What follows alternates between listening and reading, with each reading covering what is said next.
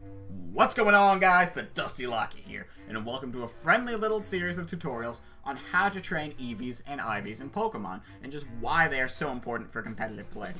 This first video is going to be more focused towards beginners, as we go over the basics behind EV training, while the following videos will be more in-depth guides behind how all of these numbers work. There'll be a link to the other ones in the description once they are live. And while you're down there checking those out, be sure to leave a like and subscribe if you enjoy, because the more support I get on this video, the quicker I'll be able to put out the other ones.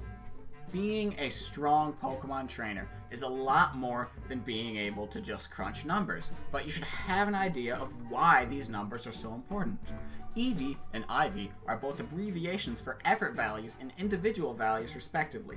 The big difference is that EVs are very simple to train once you've got the right setup, as they can always be changed, while IVs take a lot more time and effort to get just right, since they are fixed for each Pokemon.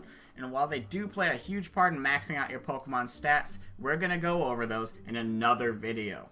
To start things off, there's a link to the Pokemon Showdown Battle Simulator down in the description below, which allows you to mess around with a Pokemon's EVs much easier than in the games. I highly recommend you playing with this to help you build and test the perfect team for you, before you go about training your Pokemon in the actual game. Essentially, EVs are the quickest way to make any Pokemon hit harder, move faster, or take hits better, all of which are crucial to building the perfect team. For example, Charizard is almost always faster than Blastoise due to its higher base speed. But if we ran Blastoise with a lot of speed EVs, we can just about outspeed an uninvested Charizard. However, we can't max out all the stats of a Pokemon, as there are a limited number of these EVs that any one Pokemon may use. You have just enough to max out 2 stats completely, and have enough left over to give a tiny bump in a 3rd stat for a Pokemon. So be sure you don't put EVs in stats that won't help you out as much as they would in other stats. While we could theoretically outspeed Charizard with a Blastoise, it limits how much we can put into our defenses. And since Charizard really likes taking advantage of its high speed and offensive stats, you'd be better off investing in Blastoise's strong defensive stats and HP, allowing you to wall Charizard as you launch a Hydro Pump at it and knock it out.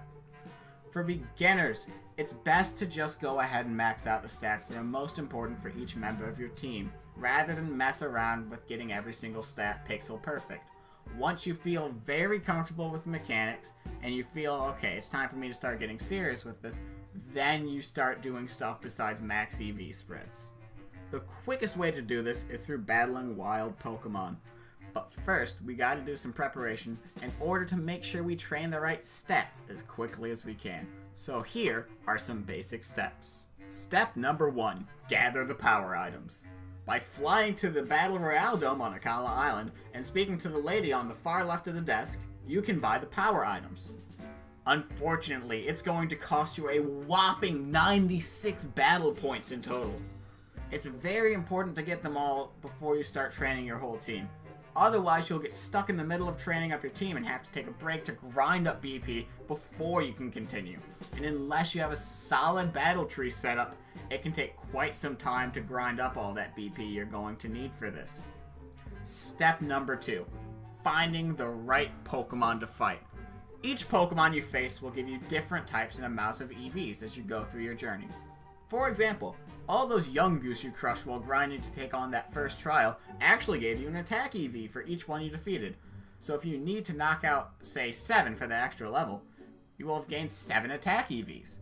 This is often why the Pokemon you ran through the game with will have EVs all over the place, and more often than not, end up lowering their overall effectiveness in battle.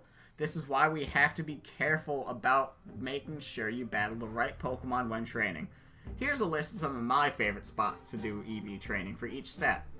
While none of these are the only way to grind for these EVs, these are the best ways that I have found for myself.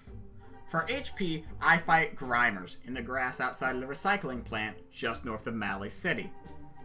For attack, I fight Mudbray or Lillipup around Panoila Town, just south of the daycare. For defense, there's Geodude or Torkoal on Route 12, both of which do the same thing like Mudbray and Lillipup. For special attack, I fight Psyduck on Brooklet Hill. For special offense, Tentacool in the Water by Hano Grand Resort. Just surf around on Lapras or Sharpedo for a little bit, as it takes some time for one to pop up through an encounter. You're not going to catch one through fishing. And for speed, you can fight Zubat or Diglett in Seaward Cave or in Diglett's Tunnel, either of which work just fine. And in case you have a little accident getting some of the EVs onto your Pokemon and you knock out something you're not supposed to, don't worry, there's always EV reducing berries you can use. Each one will reduce the EVs for that stat by 10 points, unless you have more than 100 EVs in that stat.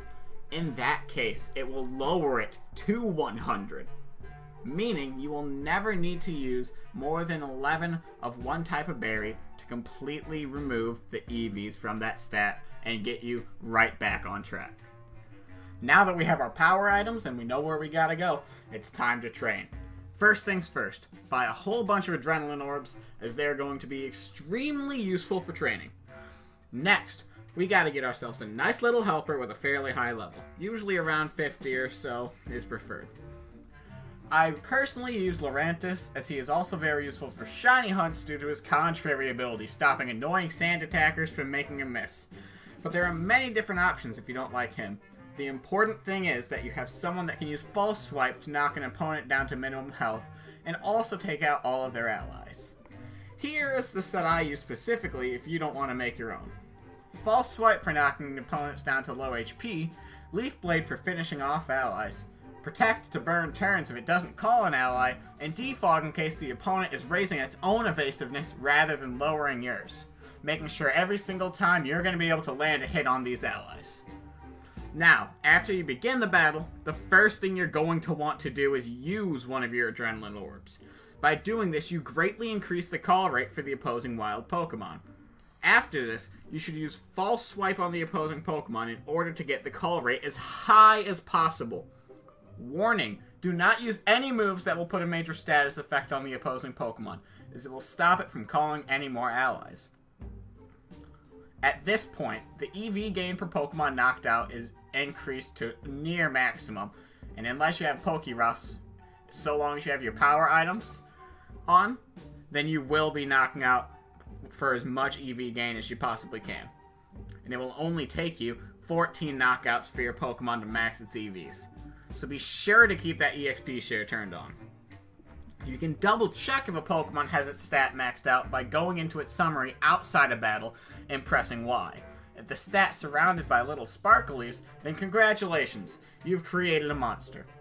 While we're here, you can see if your Pokemon has used up its total amount of EVs yet.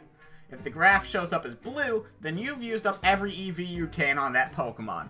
But if it's still orange, then you have more EVs to use before it's fully trained.